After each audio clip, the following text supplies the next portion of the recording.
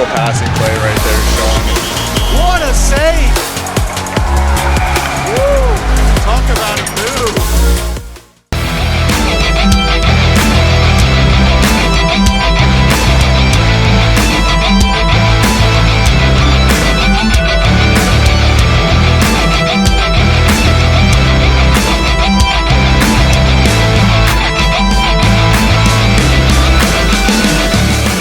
Welcome to another exciting edition to Grove City Hockey Presents Hockey in our neck of the woods, and you, sir, were a very talked about person towards the end. I'm a fifth-year senior, well, it's my 6th year of college. All right, bud. Cool. Welcome to GCH Podcast. I'm your host, Ben W. Stock, and with me is a very special guest. I have Darby McKinnon from the A team for MIHA. How you doing, bud? Good. So congratulations on making the championships. You guys are going to enter the tournament with the number 4 seed. So you guys looking forward to it? Yeah, big time, actually. Last tournament, we were just kind of using as a tune-up, getting ready for this one. But obviously fell a little short last week. But that's okay, right? This is the big one coming up. Yeah. So what have you guys have, kind of doing outside of that? Because you got a couple more weeks before you guys make it down there on the 20th. So what are you guys doing to prepare for this? Well, myself, I play in the Fraser Platinum League on Tuesdays. And the other boys there, they're all from the GTA area. Okay. So they all play in the Oakville League. It's a very good league. So they'll be playing in that, and I'll be playing in Fraser, just hopefully sharpening the skills before Fraser. Right. Now, is there any teams that you're kind of hoping to play, or is there a couple of teams that you're kind of like, ooh, I really hope we don't take on those guys to just get a better standing in the finals on Sunday? No, we really don't care who we play. We enjoy playing, and we'll play against anybody, whoever's there, right? Yeah. Yeah, that's cool. No, I when I first saw you guys, I just absolutely loved how hard you guys skate, how fast you guys skate, and how well you guys played together. It was kind of fun to watch. It kind of actually reignited like more of a passion for me to watch inline hockey a little bit more, watching you guys play the Cincy Kings or the Fresh Coast. Both those teams, you guys play them super, super tough. And it's a joy for me to watch those games. Cincy definitely has had our number. We'd definitely like to get one back on them, but we'll see if we even get to play them here coming up, right? But yeah, so tell me a little bit about yourself and how you got into hockey, and and then let's go from there. Well, I started when I was about 7, actually, into organized hockey, which is actually a little bit late for most people. I actually started skating on my outdoor rink that my dad built for me when I was about 2 years old. So a little bit before the curve on that aspect, but I guess I just didn't really want to play organized sports at a young age. My dad went to put me in, and I didn't want to. So then that's kind of where I got my start at 7. Didn't really get to start to play roller hockey until about 12. Wasn't huge here as it was kind of in the States. After my first year playing roller hockey, I actually made Team Ontario the second year. Nice. So that was really cool to be selected for the provincial team. After that, I really that's where my love of the game for roller hockey really grew. I've always said my whole life I'd much rather play roller hockey, and I would even quit playing ice hockey if there was a place to play year round closer to me. Right. Yeah, that seems to be the common phrase that a lot of the players have been saying. It's like, man, if I wish I would have got into roller just a little bit sooner. It's just, I don't know. It's easier on the body, I find. it's a little less intense than ice hockey is, and I don't know, it's more fun in my perspective, just being more of a puck control and Right. more of an offensive guy. That's my style of game, right? So Yep. Yeah, that was one of the things that Mike Francis had talked about when I had him on the pod a few weeks ago. He was just talking about how you have a shelf life with ice hockey, and your body can only take so much. With roller, it's a little more forgiving. You're able to play at a highly competitive level for a lot longer because of that wear and tear is not as profound as you see on ice. absolutely, absolutely. The only big thing I find with roller as to ice is my groins take a little bit of a beating with the stopping. Right. Yeah. So obviously you prefer roller over ice hockey. So tell me, what's your favorite hockey moment? Ice or roller? It can be anything. It can be a favorite story. It can be anything. Like, what is the Um, one thing that, like, when you think of hockey, it always takes you back? So, like, for me, it was like the first time I went to an ice hockey game. My uncle took me, and he just happened to be. We were in Kalamazoo. They were playing the Colorado team. I can't remember the name, but I just remember my uncle stood up, and next thing I know, there's a puck flying our way, and it turns out he was like pointing at me to get a puck for me, and this puck, the player shot it right to him, and he caught it like barehanded, and it was like I was awestruck from that moment on. yeah, okay. I definitely remember as a kid going to the OHL the Sarnia Sting games here Okay. with my dad. Even like way back when I was about 2 or 3, and I just remember watching as a little kid, just watching the puck going back and forth, and just being in awe of how fast everything was moving. And I don't know, but it must be from a young age because I really loved it and I stuck with it. But definitely going to the Sting games as a young kid definitely kind of brought my joy and love for the game. That's for sure. Yeah. So what is it going to take for you guys to actually win the championships, man? Well, we're bringing our full lineup for the first time, I think, in all of MIHA, actually, to have our full team together for one full tournament. So I think that's going to be a different outlook for us for sure. The other teams haven't seen us all together yet, so hopefully that throws a wrench in everybody's plans. But we know we got to outwork teams. Like I said, last tournament, we kind of saw it as a tune-up, and we didn't really work as hard as we should have. But I know for the finals, the boys will definitely be bringing it. Cool. Well, I'm actually looking forward to it. I'm going to be there May 20th at Fraser. So it's going to be one of those great environments to be a part of. So hopefully, if you guys don't get a chance to make it, you guys can watch it on the pod or on the broadcast. Have you guys had a chance to watch any of the broadcasts? Myself, I've kind of watched bits and pieces, but definitely the guys on the team I know have. Both of the Serpers have, Mike and Steven. And I know Higley as well watches it. Yeah, cool. So now you are sitting pretty good with your team. You guys, you guys are 4th overall. You guys have 9 wins, 5 losses. I think 4 of those losses have probably came to either the Cincy Kings or the Fresh Coast, if I'm not mistaken. Yeah. Yeah, those guys. And then Buffalo. Yeah. Well, that New Era team kind of came out of nowhere for me because they Corey Swift and those boys, the first couple of tournaments, they were kind of I don't want to say struggling, but it didn't seem like they had their best team out there. And then the last couple of tournaments, they really turned it up. They can definitely play. That's for sure. Yeah.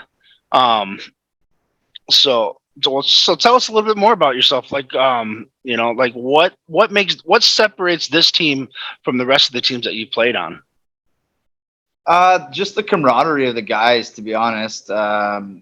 There's no like certain guys hanging with certain guys. Everybody hangs out with everybody. It just, they make you feel very welcome and included in this group. Me being a first year guy with these guys, it's just an easy group to get along with. And, those are the guys that you want to play well for, Right. Absolutely. Absolutely. Now, is this the A team's first time playing in MIHA? I'm not 100% sure on that. I know Okay. the guys have played together, and I know a few of them have played MIHA together. I'm not sure if the A team was in it previously or not. Right. Now, is this the same A team that was out in California not too long ago? That would have been the 40 plus or 35 plus. Okay. Okay. It's like a senior A team. Yeah. Yeah. No, I just happened to catch that.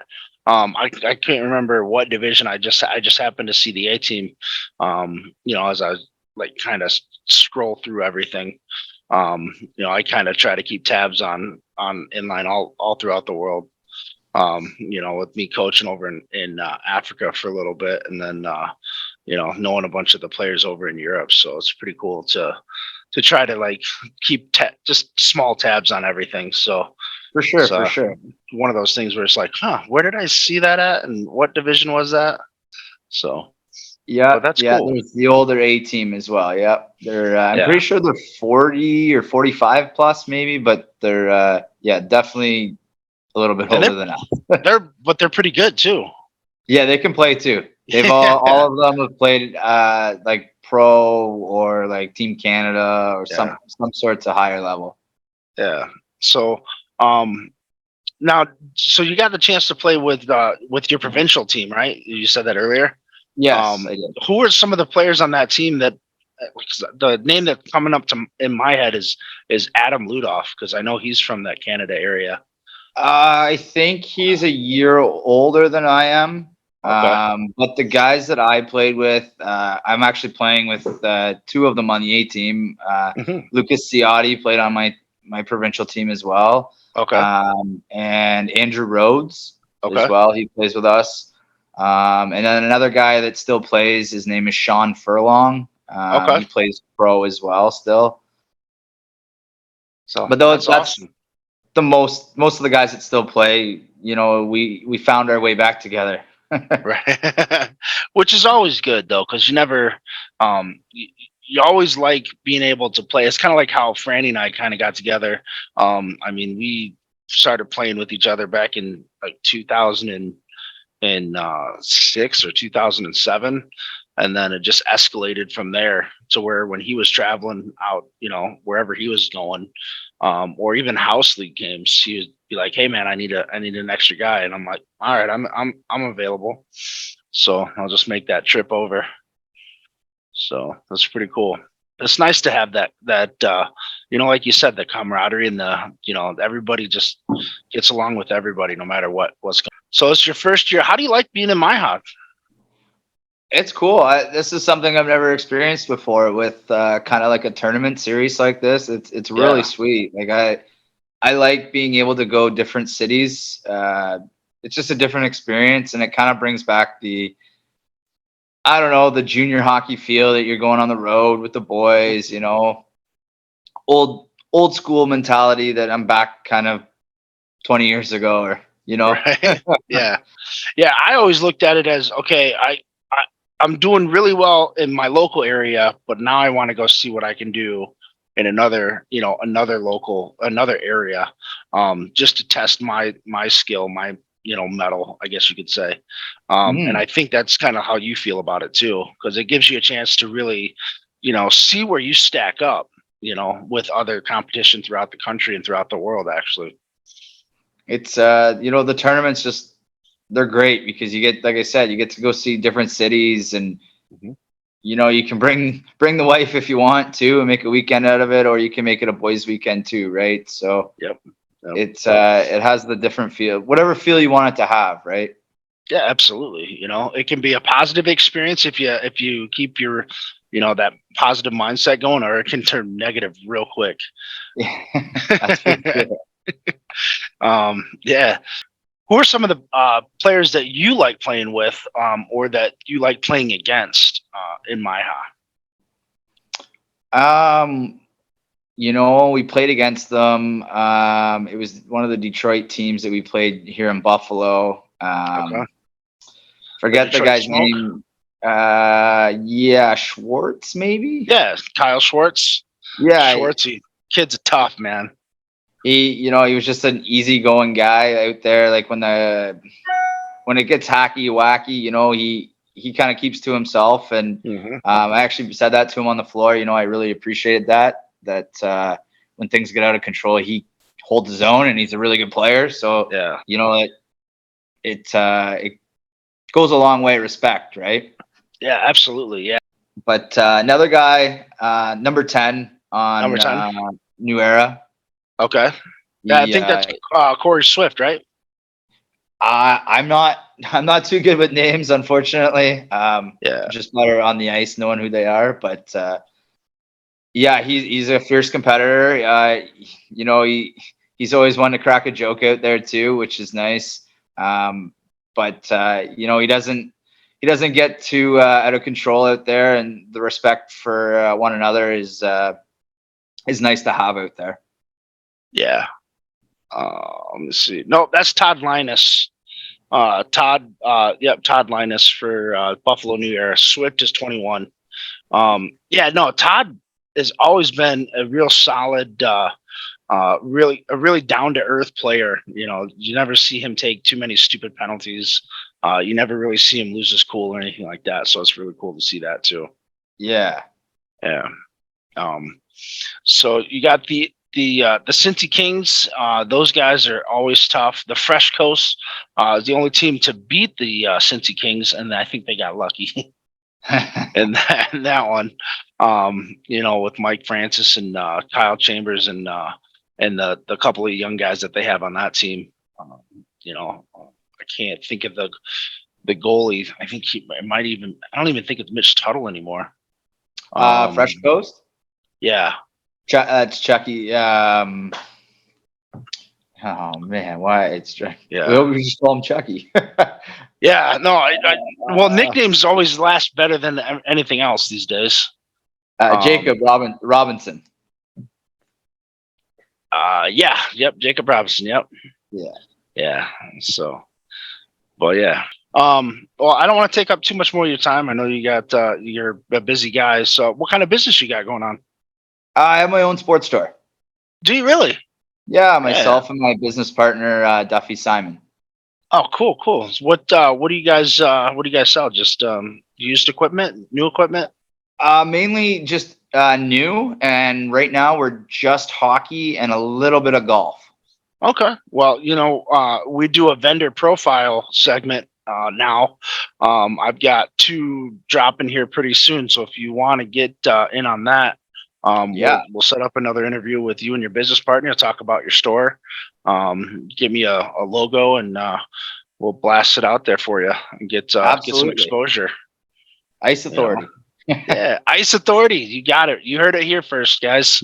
Ice Authority, and we'll throw the logo on there and make it look nice and pretty for you, bud. Awesome. Appreciate that. Yeah, no problem, man. It's what our goal here at GCH is to help grow the game, and if we're not willing to help you grow your sport, how do we expect you to take the time to talk with us? So we appreciate it, and I'll do anything I can to help you guys out. Awesome. Thank you so much. Yeah, no problem. All right, bud. Perfect. All right. Oh, I have a go question. ahead. Shoot. What do the fans think of the Panda? The Panda? Has nobody seen the Panda in warm-ups? I haven't seen the Panda.